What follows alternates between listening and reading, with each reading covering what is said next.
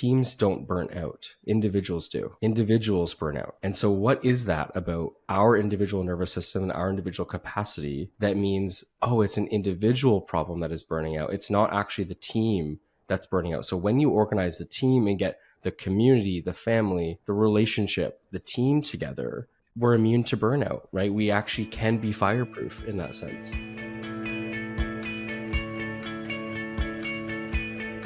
Welcome, everyone. I could not be more excited to be here today with Jake Ernst. Jake, welcome to What the Fundraising. Thank you so much for having me, Mallory. I was just so jazzed when you reached out. I have been such a fan of your work for a long time, and the applicability to the nonprofit sector and fundraisers is so huge. So why don't we start with you just sharing a little bit about you and your work, and then we'll dive in. Yeah, for those who don't know me, my name is Jake Ernst, and I'm a human first, but I'm a therapist second. And so in my professional life, I am the clinical director of a mental health center in Toronto, Canada called Straight Up Health. And there is where I work with young people and their families on the things that are just really hard and stressful. And in today's world, I feel like that is a lot. And there's a lot of stuff going on that sits on our hearts pretty heavy, and I feel like weighs on us a lot. And I think makes us react in really strong ways. And so I help families work through all the really challenging things that are going on in today's world. And so that's me. Wow. Yeah. Thank you for the work that you're doing for everyone and for just sharing so generously on social media. I'll make sure folks have your Instagram page to link to, because I've learned so much from following you on Instagram, and that type of generosity of knowledge and spirit is just so appreciated and so needed. And, one of the reasons I was really excited to talk to you is because I have been for the last few years really exploring the mental health of fundraisers and sort of the nonprofit sector as a whole, and thinking about what feels like this really impossible scenario that we've set up this sector to do, and particularly what we're asking fundraisers to do, which is to, raise the money necessary to power the missions and do the work that our nonprofits have set out to address. So much of fundraising is around authentic human connection and relationship building. And then the more I've learned in my own life about mental health and my nervous system and what it takes to actually truly connect with people, I have felt this real tension between the way the sector is set up that really keeps folks in a chronic stress state, but then also asking them to be able to connect deeply, which feels very much in conflict in terms of sort of how our bodies can show up and respond. Can you talk to me, what are your first initial thoughts about that? Oh, my initial thoughts. I have many.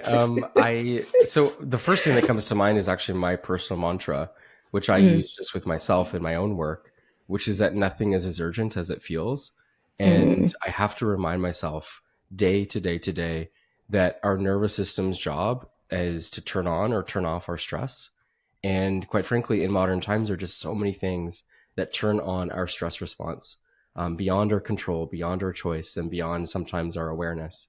And so I have to remind myself to consciously slow down and to choose the pace that I want, not the pace that I have to. I think that requires a really honest reflection around what is my capacity? What am I capable of?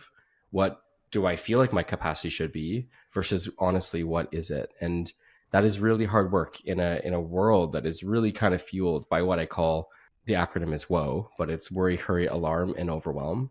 We kind of come to this place of, I just need it to be immediate. I need it to be done now. And I need my nervous system to enable me to actually do that and action my outcomes. But that is, I think what we're talking about is how impossible a task that can be.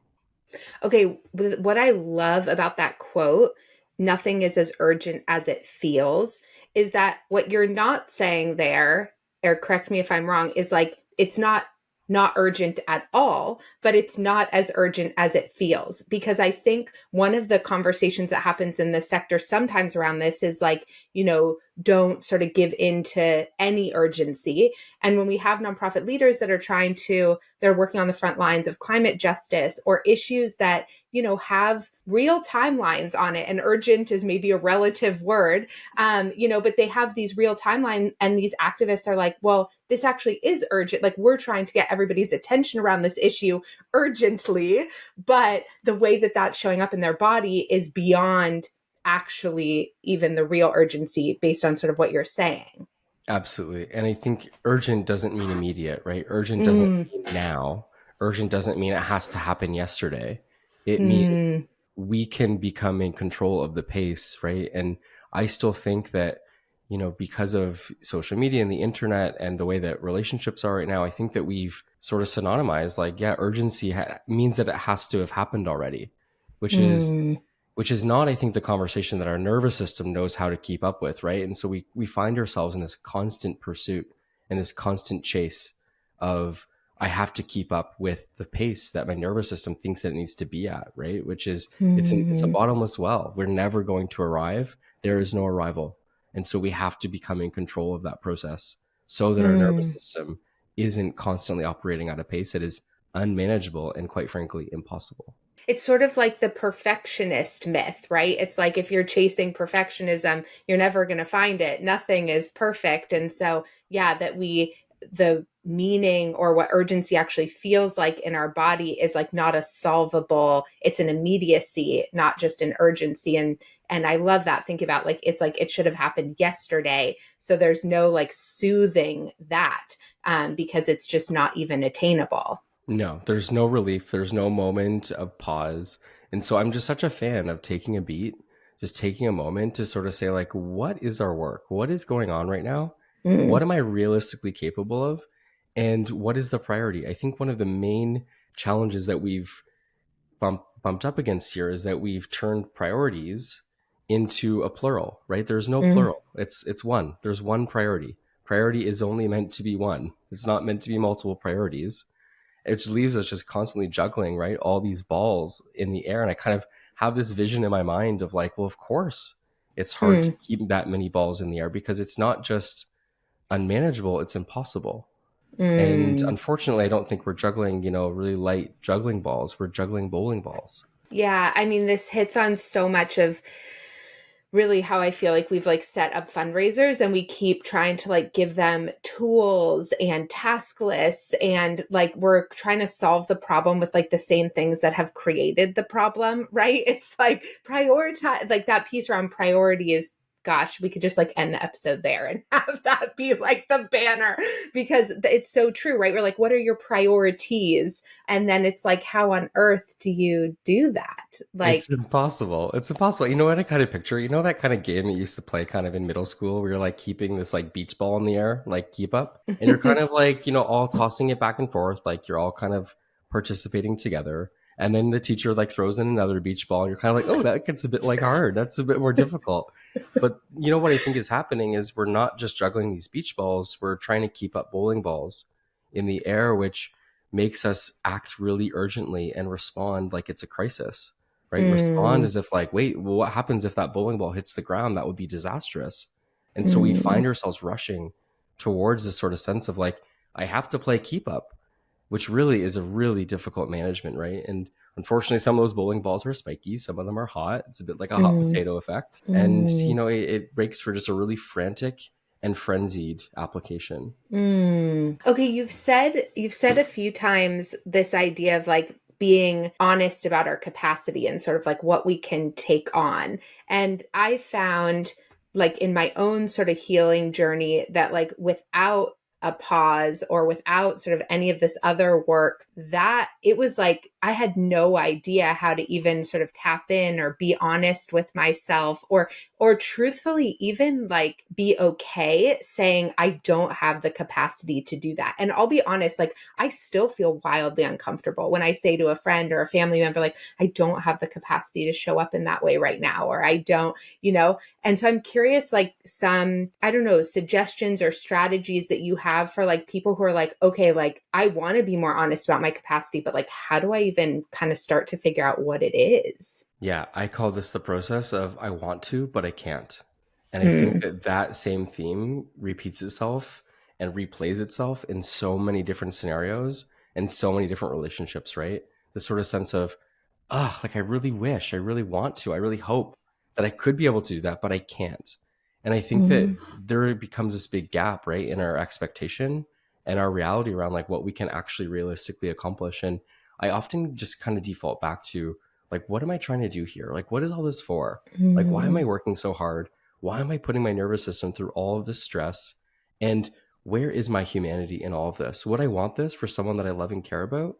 And the answer usually is no, it isn't something that I would want for someone that I love and care about. So why do I need this for me? Why do I have to treat my nervous system in this very way? Which is a really hard question to ask when, like you reference, the systems that we're a part of really do inspire urgency. They really do create this sort of pressure cooker sort of approach, right, to solving problems.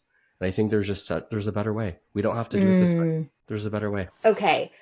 I'm going to ask I don't know, a question that's going to be maybe a little bit of a gut punch to like, this is such a old narrative of mine or something I remember feeling like, and I see it in our sector so much, which is because so many people are operating in this state and because so many people have operated in this state for so long, one of the things that happens is that there's like pushback or lashing out, honestly, around staff members when they do set a boundary or say, like, I wish I could, but I can't. And there's this, because there's a lot of like martyrdom in the sector, like historical martyrdom. And then the like, because I struggled, and worked 60 hours, 80 hours a week, like everybody else should too. And then there are these narratives around sort of the entitlement of folks when they do try to take better care of themselves. What suggestions do you have both for like the folks who are working to be more honest about their capacity in a like systemic environment that doesn't create space for that, but then also for leaders who like want, I think deeply, deeply want to support their staff members and don't necessarily see how this is playing out? Yeah. Yeah. I think everyone wants transformation, but no one wants to change, right? I think Mm. there's just so much stress that comes with change. There's so much guilt and anxiety and, panic that comes with, well, what's going to happen? What's going to be the new way? And so I think we default back into our old ways of knowing and our old ways of being, and we get Mm. comfortable and sometimes too comfortable. And so then that creates stress in the system. And then we kind of go, well, wait, no, we need to transform this moment. We need to get out of this. Mm. We need more solutions, right? But then when we are bumped up against that truth, we are also confronted with the dual truth that change is really, really hard. Change is Mm. really hard when you've grown comfortable, right? And so I think we all want transformation, but we don't know how to change. And that I think Mm. is the hard for me. That's the hard. Mm. Yeah, what is that about? Like, obviously what we're in is so hard, like, I mean, and I'm thinking very specifically about the sector and fundraisers and just like the massive burnout and overwhelm and leaving of the sector. It's like nothing about what we're doing is working, quote unquote, but yet it does like feel, it's not like the devil that you know versus the devil that you don't know. The hard feels so big. Like, how do we help people see that maybe, or like understand that to make the change hard more appealing?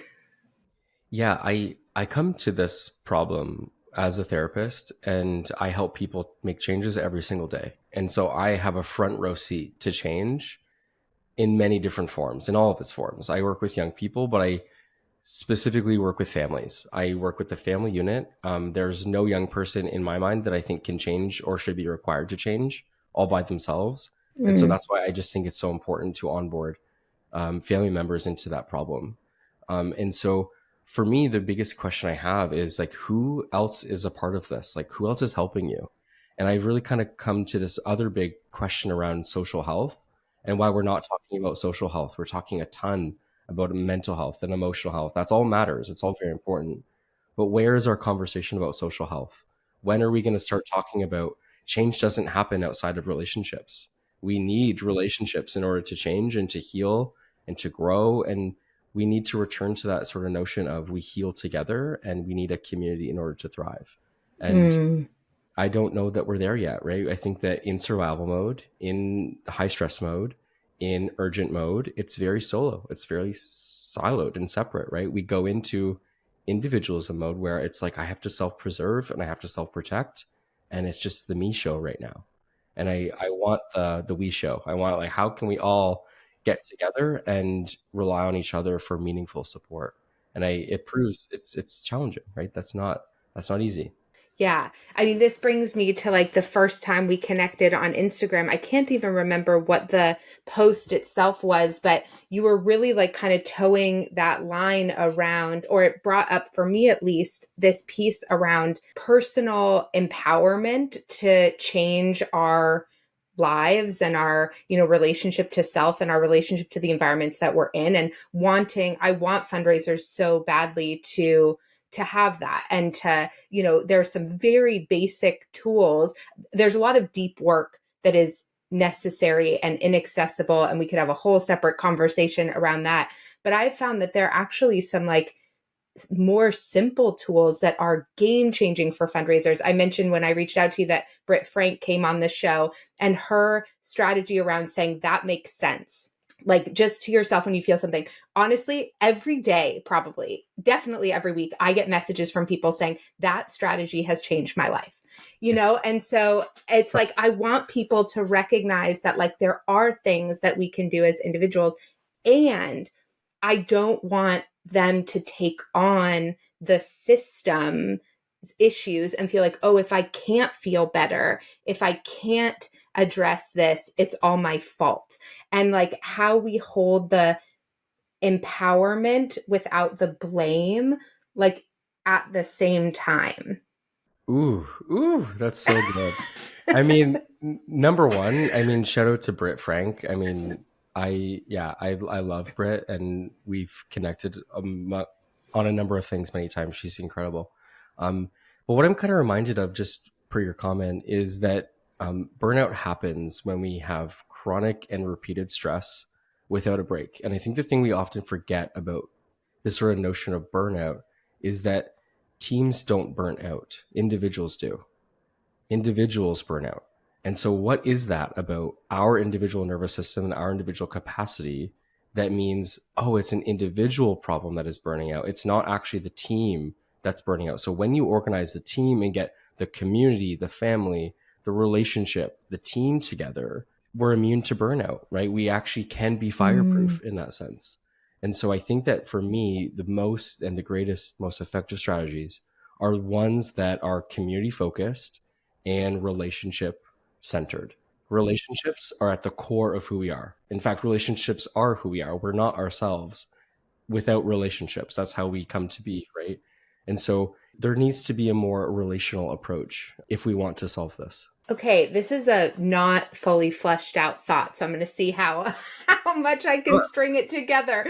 But I'm thinking about how fundraisers in particular, like their relationships are so different with like kind of different groups of constituents, right? They operate in a unit in their staff structure, one that honestly is very isolating for a lot of fundraisers, because often they're the only fundraising team member, and then there's program staff and sort of everybody else. But because of the stigma around money and fundraising, sometimes they get really isolated. Like other folks on the team are sort of like, well, I'm not a fundraiser, and so they deal with a lot of sort of isolation within their team. They also have a unique sort of relationship structure with volunteers of the organization, with board members, and then with donors, right? And all of those relationships and types of relationships have different kind of like positional influence and different types of power dynamics. And how do you, like, I don't even know what the full question is here, but when somebody is trying to, kind of regulate in community and in these different sort of teams, but they're also being exposed to like widely different types of dynamics, do you have any strategies for sort of how they take care of themselves and those different communities simultaneously? I think it's such a great question, and I think it's such a big problem that we're seeing, right? And I think this is a conversation about co-regulation. At its core, co-regulation is I use my nervous system to help your nervous system be calm as well. My calm helps you become calm. And when we are constantly in a state of urgency, of scarcity, of lack, of it's not enough, it's not perfect enough, we're not doing enough, then that is a state of co-escalation, not co-regulation. That is where we are co-escalating each other. That is where my urgent nervous system is making your nervous system become more urgent. That is where my panic is coming into your nervous system and making you feel that sense of panic and anxiety. And so this is what I mean when I say we're not separate. Our nervous systems talk to each other in that exact way. And so we need to get clear on what are some strategies for co-regulation so that we can all be together and we can all come together to solve the problems that we need to solve and action the outcomes that we need to do in order to make this a better place, to feel more connected to each other, right? I think one of the biggest problems is that co-escalation has become the cultural norm, that has become the way that we start speaking to each other, the way that we act in relationship with each other, that we really do kind of thrive in the survival kind of brain that says, I have to escalate the situation. I have to turn the temperature up to get people to care, to get people to look at it, to get, urgency on the table, and to get my problem at the front in the center. And I think that when we center ourselves and we become too self-focused, that prevents us becoming other-focused and therefore available for co-regulation. Oh, it's so interesting because I'm trying to think back on like so I had an executive coach when I was 20, I think I was 22. So 15, 16 something years ago. And one of the first things she worked with me on was, so I was a runner, and then I started to go to yoga for runners. And I would leave during Shavasana, which for anyone who has never done yoga, it's the last few minutes where you have to sit there silently. And I literally would say to myself, like, I don't have time for this Not shit. important. Yeah. No. And I would leave. And like my first assignment from my coach was, you have to stay for 1 minute of Shavasana. And then it was like, you have to stay for 2 minutes of Shavasana. And it was like starting to work through the discomfort that I felt in the stillness, in the quiet, in the, I'm not doing enough I can't see how this is benefiting me. So it's like, I don't have, time for this. And, she never talked to me about my nervous system. There wasn't the conversation there is today around a lot of these elements. And I don't know when I made the switch to recognizing that like all of the answers lied in my ability to regulate my nervous system. And now as a mom, as a business owner, like when my kids are freaking out, the number one thing I focus on is my nervous system. It's like, how do I stay regulated, calm? How do I hold her and stay calm? And I watch her calm down on my calm chest, and I just facilitated like a 6,000 person summit a few weeks ago. 23 minutes before the day 2 started, the keynote canceled, not even for a good reason. And I just like, in the moment it happened, I was just like, I get a text with a screenshot of the email, and the only thing I thought of was regulate your nervous system. Mm-hmm. Like, and then it was like within 9 minutes, we had a full blown solution. It was all fine. It was a great morning. The summit kicked, everything was fine. And it was like, but 10 years ago, I would have freaked out. And I don't even know what would have happened. And I'm curious, like my guess is you work with folks who are sort of all along the spectrum of kind of awareness of the role that our nervous system plays in everything that we want, right? Like few people are like, some people are like, I want a regulated nervous system, but a lot of people and a lot of the fundraisers who are listening to this are like, I want to fundraise more effectively. And my belief is that that comes from a regulated nervous system, but they're told by everybody else that it comes from this template and this tool and this tech thing and, all these things. What is the process of helping people sort of understand the connection between what's happening in our brain and bodies and what they think in the moment is like what they want? Ooh, that's a spicy question. That's so fun. I think I don't blame anyone. This is really kind of deep nervous system science, but I think that we also don't necessarily know that co-regulation is a prerequisite for self-regulation. That co-regulation, meaning like calm presence with an attuned caregiver, is the blueprint that we use to become self-regulatory and self-reliant and self-responsible and self-organized. And so because we need a calm nervous system in order to set the blueprint, to know how that feels and to know what that's like. So that story with your daughter, like, of course, you're showing her the blueprint, right? You're showing her, this is how you do it. See, this like skin to skin touch, or this like my heart beats with your heartbeat, my breath kind of syncs up with your breath. All those things are helping her nervous system create her own map to be able to do that by herself. And so in the absence of co-regulation, all attempts at self-regulation is a survival response.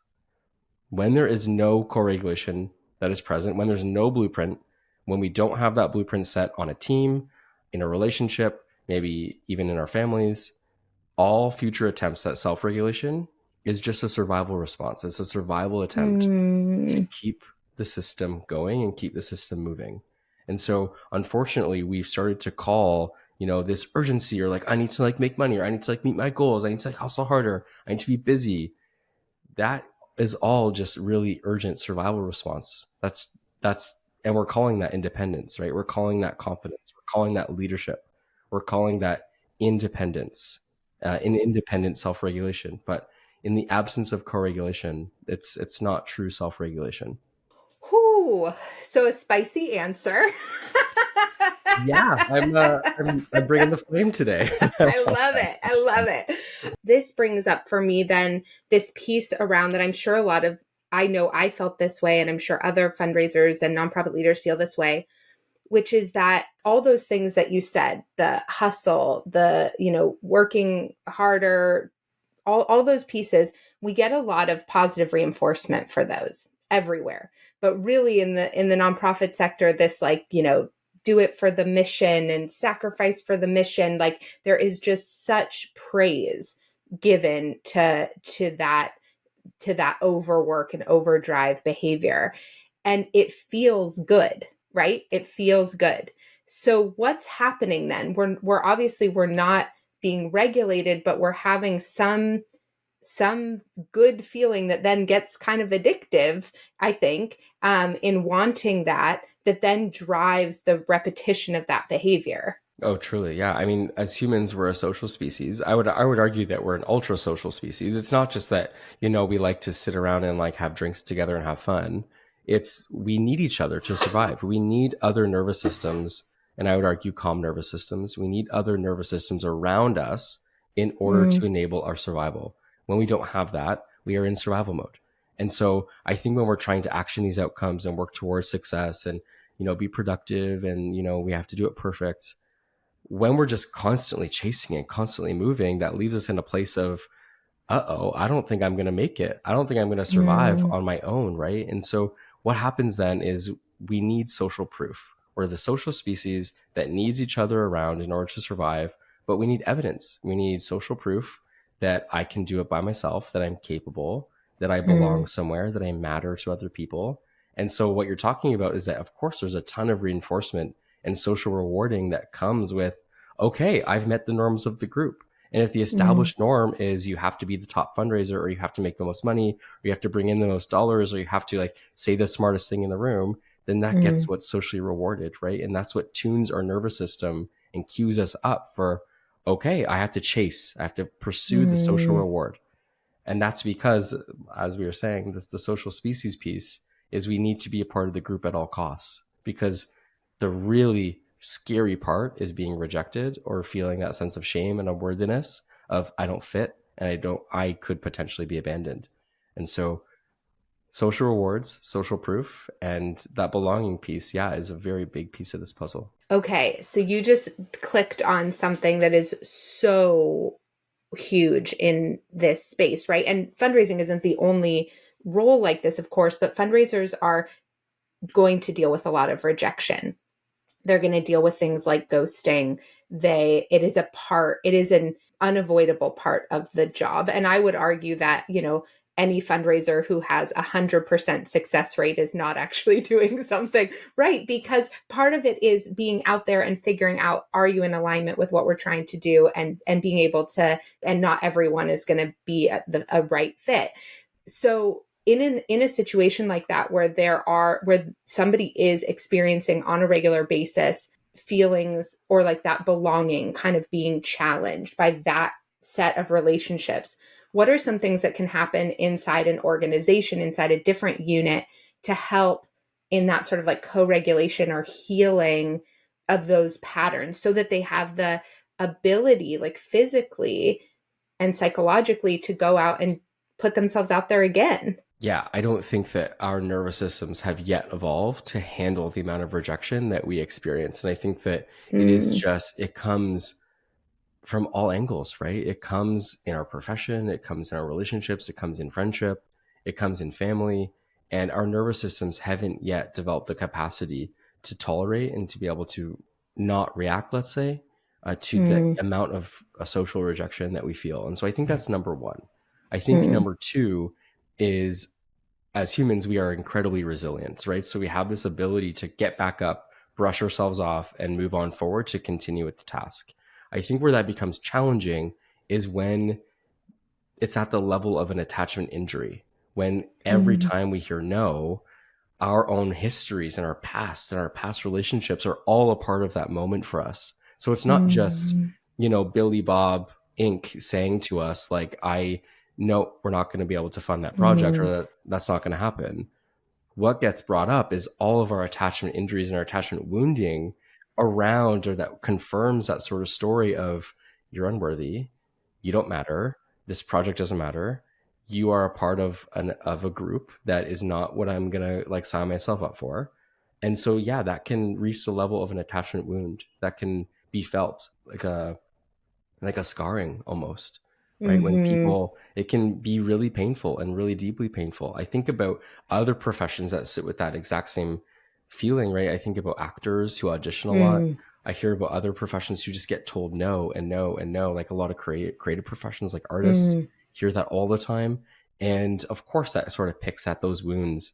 And for some people, it's just like this really human reaction, right, to being rejected. And for some people, if you have a history or a pattern, or that's all you've kind of felt in relationships, sometimes people are really drawn to those professions, right? Because there's safety in mm, that sense of, okay, I need confirmation, I need proof of whether or not I fit, or whether or not I'm in, or whether or not I'm out. And so for some mm, people, that can be a little bit attractive, right? To hear, and a bit soothing and relaxing, to be in a place of, okay, now I know where people stand at least. mm. Interesting. That's really interesting. And that has some other, one of the things, this is not what I teach in my fundraising, but a lot of how I was taught to fundraise was like in this sort of like ambiguous relationship building. Like we're told a lot in fundraising, it takes 12 to 18 months to get a major gift. And so until then, you're supposed to just build a relationship where you don't talk about money, but you're hoping one day they'll like you enough to just give you some money. And it's like this really sort of like messed up, kind of historical lineage around like how fundraising used to work and isn't working, but how we're still often taught to do it. And so my guess is, even for those folks who like that, or who feel soothed by that feedback loop, probably in fundraising, at least certain types of fundraising, they're not even getting that for like a long period of time, because they're just sort of like, are we where is this, what's happening here? Which is always how I felt. I Totally. was like, what's happening here? Totally. Like, what is this? Like, what are we doing here? What's going on? I mean, Yeah. for me, it highlights like a really important feature of relationships, which is reciprocity, right? There Mm, needs to be healthy give and take for a relationship mm, to be functional and for it to be secure. And so, mm, I wouldn't be shocked actually if the research supported in fundraising that the amount of giving that organizations do to donors amounts for the give and take nature of, well, we give something back to you as well. There's a bit of an exchange in reciprocity, rather than mm-hmm, just an organization feeling like they're just taking and taking and taking. I wonder what that sort of looks like in terms of that relational element of reciprocity, which is that, like, when you mm-hmm. give to us, we give back to you. And some of that is really in the relationship, right? Yeah. It's like, I think Yeah. historically there was like, oh, I'm going to give you a mug for your donation. Right. And Right. now there's like, Right. actually, like, I want to make sure that this Right. feels good to you, like that Yeah. this is achieving the goals in the community that you want to achieve, that we want to achieve, that we're aligned to achieve. And so I think that yeah, the data totally supports that, like being in a real relationship. I mean, just like with anyone in our lives, if somebody only comes to us when they want something from us, and then they don't even give us feedback about like the impact that that had on us, or, you know, gratitude for playing that role, like it's just it's a relationship, you know, that we've turned into this transaction. But then I think, you Right. know, fundraisers are told like, don't be transactional, and they think that means like don't talk about money. And it's like, actually talking about money is not the problem. It's just only caring about money, not having this reciprocal relationship, not even being in relationship, that is the problem. And so here's the other, and maybe this is more of a question for you. I mean, I'm curious, like, because in relationships in general, there is just such an opportunity for rupture and repair. These big ruptures can create moments of like the relationship is over or it's ending. And we know that practices of repair help to rebuild relationship rupture. And so I wonder if on your side, like, there are really clear signs that a rupture has occurred, or are there times when you're kind of like, ooh, there's something off here. There's a bit of a Mm, co-regulation problem that I'm experiencing. I can't even get you. I can't even attune to you because you're so not available. And I'm not able to do it because of maybe a rupture that occurred. I can't even initiate a process of repair because I don't even know if I've done something wrong. I'm just curious to hear your thoughts on that, how that mm. applies. Oh my gosh. Okay, this is such a good like kind of question. And I mean, one thing I'll say is that I think even the base understanding of what a healthy relationship is problematic, right? Because I will hear from fundraisers, we have a good relationship with blank funder. And then something happens and I'm like, okay, let's talk about this with the funder because that didn't really work. They want to fund this thing that you don't really want to do. So like, let's talk to them about what you actually need. And they're like, oh no, we can't do that. We're just going to like fill out the grant for that thing. And I'm like, wait, you said you had a good relationship with them. What is a good relationship? A good relationship is not just getting money from that funder. I think there's like this first like kind of underlying understanding of like what is good and what is healthy. And I think that there's a lot of things that don't feel good because they aren't even like addressed or on the table. There's just this like power dynamic of sort of like placating the funder, and this Mm, belief, I think, that it shouldn't feel good, or like that it never will necessarily feel good because what you're just trying to do is get the funder happy enough to give you money. And if they give you money, that's enough for the good feeling. What I will say though is that I've definitely, I mean, in my relationships with funders, I've built really close relationships. I mean, some of my biggest funders of the one of the last organizations I ran was at my were at my wedding. Like I had developed very, very close relationships with them because we had been talking about their deepest desires for the world for years and my deepest desires for the world. And we cried together and bond, like we had deep bonds. And there were absolutely times in those relationships where I said, something is not feeling good. Like, what is it? Did I do something? Did something happen? Did you change how you're feeling about X, Y, and Z? Like, our relationship is my top priority here. So, like, let's mm, talk about it. And I'm still very good friends with a lot of those folks long after, you know, leaving those organizations. And I think it just required me to treat them like I would another relationship and have the desire to preserve the relationship beyond the money, to say like there's something that I want here and that I think you want here too, because it has felt so good to be in relationship with each other. And if something has changed around your giving priorities or anything, like that's okay, but what does it mean for us to like stay in relationship? hmm I mean, I immediately see the overlap with my work and my field. Mm, I think we're both in the relationship building business, right? We're both mm-hmm, in the business of relationships. And I think that for me, there's so much hope here. And I think that as a therapist, especially in these times, I do think that is our moral obligation to be the mm, bringers of hope. And I just see that as part of your role too, right? Is just being the bringer of hope to so many people who kind of feel like I'm lost. I don't know what to do. I don't know like if this is effective or if this is impactful or if mm, this is enough. And I think that we mm, all kind of have that human desire, right? To kind of feel like I'm doing enough and I'm doing good work and I'm doing a good thing and my nervous system is working correctly. My nervous mm, system is enabling me to do the job that I need to do. And I think that one of the biggest like challenges I see so many people face with is they feel all the symptoms, they feel the urgency, they feel the stress, and they're like, my nervous system is broken. My nervous system is working against me. My nervous system is not functioning at the level that I need it to. And I think that goes back to that conversation about capacity, right? Which is that our nervous system can only do so much. And it is designed to help you. It is designed to be there to support you and help you action the outcomes that you need to do. When it becomes impossible, it will talk back to you. It will tell you, right? The nervous system speaks when, it's just impossible and you can't realistically achieve that, right? And so I see us both in that kind of space of helping people co-regulate. And when there's co-escalation happening, our job is to, of course, bring the temperature down, right? Yeah. And, I think to your question before too, like there are so many funders who like your point around like, sometimes there isn't an opening for co-regulation because funders are blocked and they're being protective of themselves because they've likely had really dysregulating relationships with fundraisers before. They've felt just like an ATM or, they're sort of like shutting down and closing off. And, it's interesting, like I have this program called the Power Partners Formula that helps it integrates executive coaching with fundraising strategy and habit and behavior design. And there are some templates for following up, reaching out to funders to set up meetings. And in those templates is like a line that says like, hey, like if this is not a fit for you, no problem at all. Just let me know. Here's why I thought it would be good for us to have a conversation about this. But if it doesn't feel right to you, just let me know.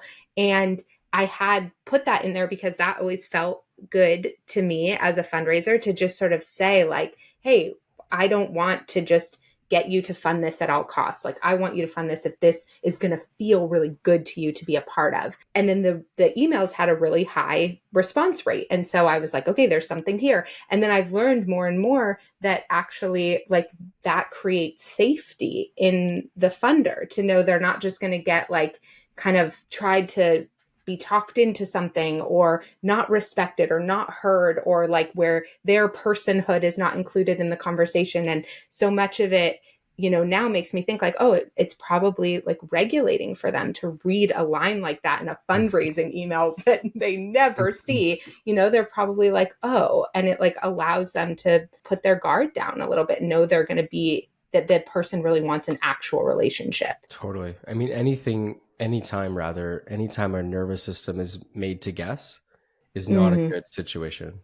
Our nervous system is built to guess. It's built to be able to scan and kind of figure out like, okay, where are the moments of like opportunity, safety, danger, threat, and opportunity for survival. And anytime our nervous system has to guess, it leads to moments of dysregulation. So that makes so much sense. I mean, I'm sure you deal with this way more than me on Instagram, but I get, messages all the time like, hey, how are you? And I like go in, and it's like somebody who helps coaches scale to 6 figures a month or whatever. And I'm always just like, hey, how are you? I'm like, what do you want?